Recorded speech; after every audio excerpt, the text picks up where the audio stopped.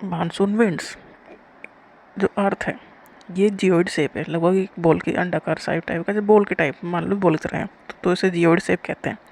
अर्थ को अगर बीच में से डिवाइड करते जाए तो ऊपर नॉर्थन हेमिस्फीयर, नीचे साउथर्न हेमिस्फीयर, और जो बीच में होगा वो होगा इक्वेटर।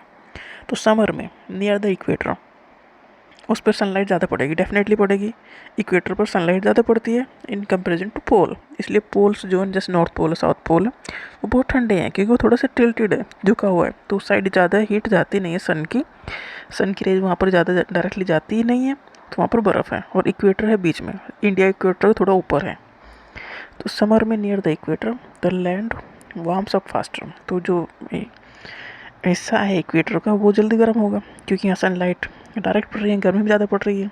इंडिया में गर्मी ज़्यादा पड़ रही है ना, तो इक्वेटर के ऊपर है इंडिया, इक्वेटर से थोड़ा ऊपर है। तो समर में इक्वेटर पर ज़्यादा गर्मी पड़ती है। The land warms up faster and most of the time the temperature of the land is higher than that of the water. देखो जब गर्मी पड़ेगी तो जो ज़मीन का हिस्सा है वो ज़्यादा गर्म होगा in comparison to water, water इतना ज़्यादा गर्म नहीं होगा।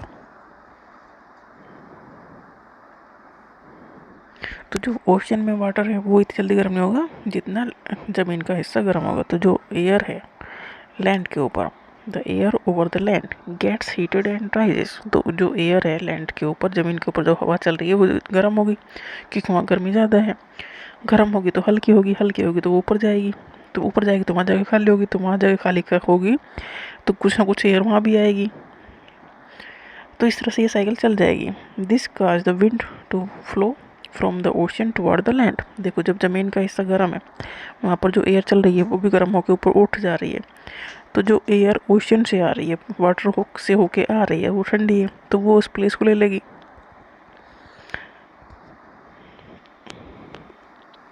इन्हें कहेंगे मानसून विंड्स क्योंकि उसी की वजह से होगा फिर बारिश।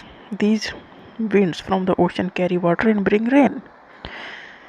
देखो इक्वेटर के ऊपर पड़ रही है गर्मी क्योंकि सनलाइट, सन की जो रेज है वो डायरेक्टली से पड़ रही है, तो जो एयर वहाँ पर है, जो विंड वहाँ पर चल रही है वो होगी गर्म हो जाएगी, वो गर्म होगी तो ऊपर उठेगी, ऊपर उठेगी तो जो ओशन में एयर है वो उस खाली जगह को भरने के लिए वहाँ पर आएगी, और वहाँ पर आएगी तो ओशन से होकर जो एयर आ रही है उसके साथ मॉइस्चर भी आ रहा है, मॉइस्चर आ रहा है तो मतलब वाटर है, वाटर है तो मतलब बारिश होगी फिर। तो इसलिए उसे कहते हैं मानसून विंड्स, मतलब ओशन से लैंड की तरफ जब विंड आ रही है उनके साथ वाटर आ रहा है तो वह है मानसून विंड्स।